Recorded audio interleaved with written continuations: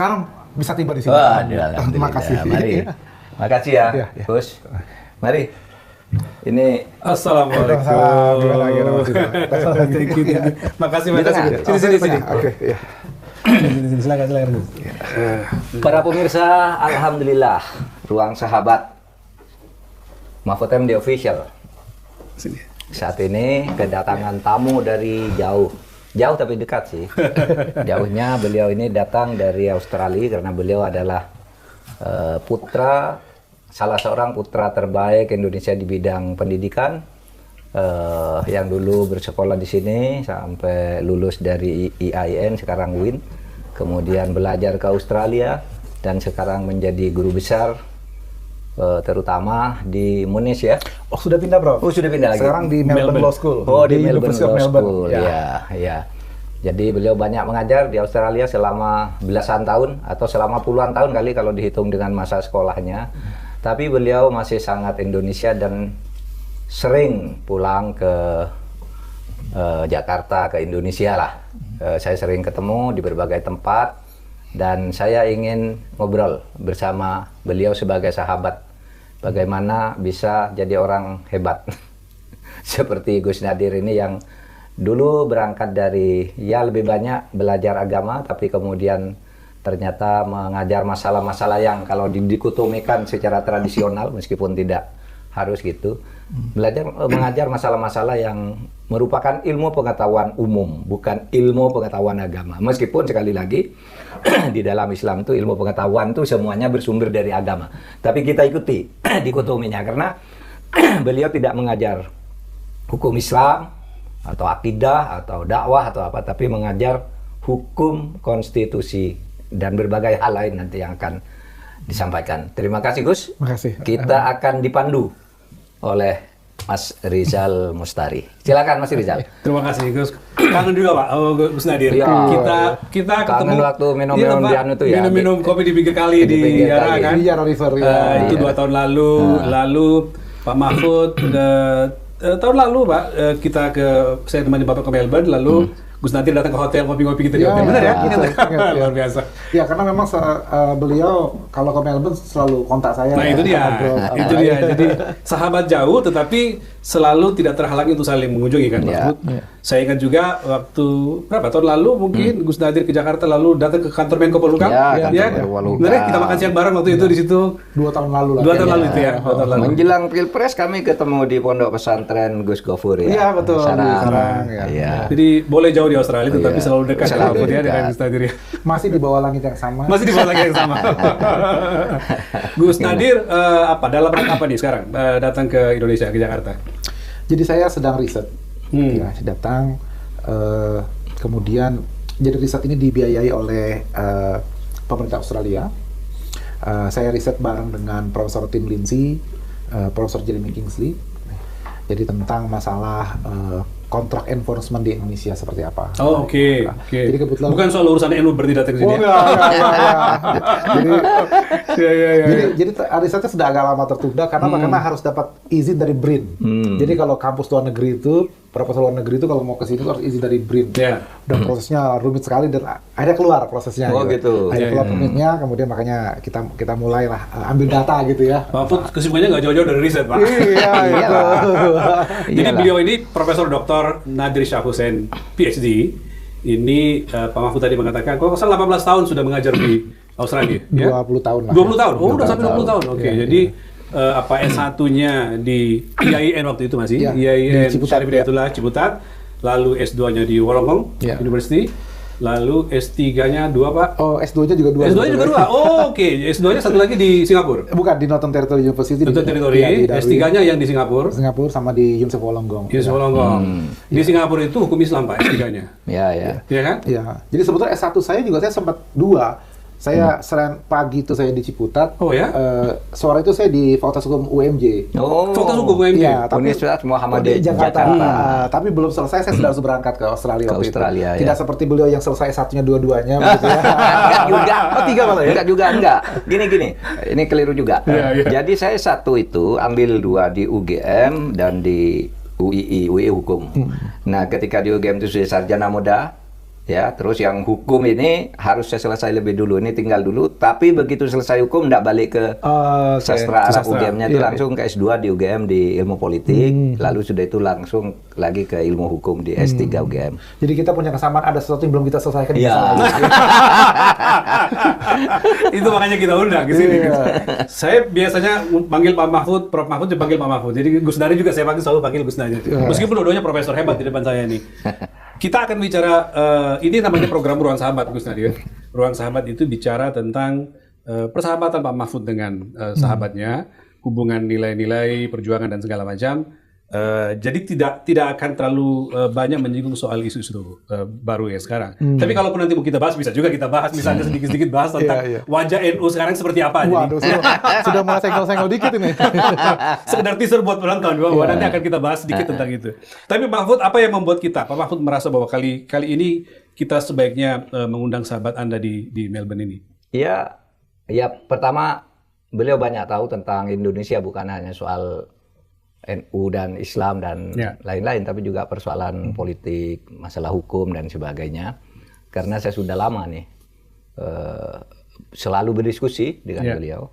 Kalau tidak ketemu begini, saling berkunjung, ya kadang-kadang kita lihat WA, saling telepon dan sebagainya. Bertemu juga di berbagai tempat untuk sama-sama ngisi seminar, misalnya itu sering sekali. Sehingga kami sudah sangat dekat gitu. Kalau dalam urusan-urusan persahabatan dan komunikasi intelektualitas. Ya itu aja sebenarnya. Dan terutama Pak, kalau kita memperhatikan hubungannya Pak Mahfud dengan Gus Nadir itu terlihat di jejak digitalnya Pak, di media sosial. Anda sering banget Pak Mahfud itu nge-tweet misalnya postingannya Gus Nadir. Gus Nadir juga. Gus Nadir juga. Sebaliknya, saya masih ingat Pak, saya pas buka jejak digital saya, WA-an dengan beliau. Rupanya ketika Pak Mahfud berhadapan dengan setiap everybody di DPR ketika tahun 2023 menghadapi Gus Nadir yang dari jauh memberikan ini baru ya kan Gus ya? Waktu itu sempat kan memberikan komentar. Betul. Jadi panjang lah kira-kira. Panjang ceritanya. Nah, tapi bagian dari itu semua kita akan bahas hari ini, terutama Pak Mahfud mengatakan tadi Gus Nadir sebagai, saya ingin menyebutnya sebagai contoh produk intelektual kaum santri Pak, yang berkiprah di pentas internasional, kan kira-kira gitu ya. Beliau mondok di Buntet ya kalau nggak salah dulu, ya Buntet, belajar pada ayahnya, lalu ke IAIN Ciputat dengan iklim santri seperti itu, beliau hijrah ke Australia dan belajar di sana. Nah, kita mau membahas itu nanti Gus, bagaimana nilai-nilai yang Gus Nadir dapatkan, challenge apa dan segala macam bisa kita share, termasuk nanti memikirkan wajah umat seperti apa, kira-kira gitu diskusi dengan Pak Mahfud. Kita punya empat bagian diskusi. Saya coba lihat santri global dulu, skena santri global tadi mendengarkan yang lucu-lucu dari beliau, politik kiai, ya, lalu wajah PBNU, NU PBNU, disinggung sedikit, terus hukum netizen. Saya mulai dengan santri global dulu. Nah, tadi diskusi dengan Pak Mahfud menarik kalau kita minta Gus Nadir bicara dulu, gimana ceritanya Gus sampai seorang santri yang biasanya orang membayangkan sekolahnya ke Timur Tengah Pak, ya biasanya kan Pak ya, sekolahnya ke Timur Tengah, ini ke Australia belajar hukum dan mengajar sekarang konstitusi Australia gitu ya, dan juga belajar hukum Islam, tapi hukum Islamnya belajar di Singapura Pak. Ini Gus Nadir perlu kita hebat betul perjalanannya seperti apa mencari ilmu dan bagaimana ijazah dari syariah hukum Islam kalau di Indonesia bisa masuk ke fakultas umum di luar negeri. Kalau di Indonesia dulu zaman itu kan nggak bisa. Kalau syariah syariah hukum harus hukum, sospol. Nah sekarang udah bisa di Indonesia. Tapi waktu zaman Gus Nadir tuh kan ya agak istimewa, agak aneh gitu. Gimana ya ijazahnya tarbiyah, ijazahnya syariah, tapi bisa menjadi doktor ilmu politik. Gitu, ya macam-macam gitu ya. Itu kan seperti Pak Hikam misalnya kan itu sastra Arab gitu. Kalau di sini tidak bisa belajar ilmu politik sastra Arab ke S2-nya, S3-nya di Indonesia zaman itu. Tapi Pak Hikam tiba-tiba ke luar negeri ilmu politik kan, komunikasi politik. Bahkan zaman itu kan sarjana syariah tidak bisa jadi pengacara di pengadilan umum. Nah, ya kan. Gitu. Nah, tapi zaman itu gimana tuh ceritanya? Makanya, cerita Gus, kita ingin dengarkan. Ya, pertama terima kasih nih Pak Mahfud, Mas Riza. Saya tuh tersanjung karena masuk ke dalam ruang sahabat ini ya. Jadi saya officially dianggap sahabat beliau. Padahal beliau ini senior saya. Beliau ini senior saya kan. Tiba-tiba saya di-upgrade ini jadi saya ini junior beliau gitu ya. Iya, terus dan dan beliau ini kesan saya memang dari dulu kenapa kami bisa akrab meskipun perbedaan jauh sekali ya. Saya bukan hanya dari segi usia, segi pengalaman. Saya kan hanya orang kampus gitu ya. Beliau pengalamannya di three arms of government, eksekutif, yudikatif, legislatif. Gitu ya. Karena saya kira beliau ini ngomong sama anak muda, gitu, dan mau mendengar gitu. Jadi kalau beliau datang ke Melbourne ngobrol gitu. Kasarnya tuh gini mas, setolol apapun yang saya omongkan beliau mendengar, gak menyimak dulu gitu ya. Sesok tahunya saya gitu. Beliau tuh mendengar, senyum-senyum apa gitu salah gitu. Nah jadi buat saya itu kesempatan untuk berbincang dengan tokoh seperti beliau itu luar biasa gitu. Jadi terima kasih Pak Maruf. Nah, terima kasih juga. Ya. Nah, jadi karena sudah dianggap di-upgrade sebagai sahabat, jadi sok taunya lebih meningkat. Bisa bicara kelas sahabat lah. Kelas sahabat gitu. Jadi balik ke pertanyaan tadi Mas Iza. Nah, saat memang abah saya saat itu selain di ketua Komisi Fatwa MUI juga rektor Institut Al-Quran IIKI Jakarta. Nah, beliau itu saat memberikan respon, satu ada program dari Pak Munawir Sazali, Menteri Agama, untuk mengirimkan dosen-dosen muda IAIN seluruh Indonesia itu ke Barat. Ke Barat ya. Ke McGill Kanada dan ke Leiden. Ada kerjasama. Jadi kalau tidak ke McGill, ke Leiden. Sekarang bisa kita lihat, hampir semua rektor UIN itu, ataupun pejabat di Kemenak, itu jebolan itu. Dari situ? Jebolan itu ya? Ya, jadi itu investasi pendidikan luar biasa dari Pak Munawir Sazali dengan segala kontroversi beliau. Nah, saat itu abah saya sebagai ulama yang progresif, tapi beliau adalah penjaga gawang fikih gitu ya. Ahli fikih ya. Itu beliau memberikan pernyataan di depan para mahasiswa IIKI bahwa alumni IIKI tidak boleh belajar Islam ke Barat. Dan itu kemudian dikutip secara luas oleh wartawan segala macam. Saya hadir waktu beliau ngomong gitu, karena saya menemani beliau gitu. Sementara saya sedang mengejar skor TOEFL untuk bisa mengikuti program kalau nggak ke Kanada maupun ke Belanda. Saya masih kuliah saat itu. Jadi saya sudah punya proyeksi begitu saya tamat kuliah mau ke sana. Ada program CADOS namanya calon dosen. Ya. Jadi lagi kursus bahasa Inggris gitu. Iya, lagi semangat begitu kan. Nah, terus di mobil saya tanya dengan beliau. Saya bilang, "Abah, tadi dibilang Abah mengatakan haram hukumnya alumni IIKI itu ke Barat." Ke Barat.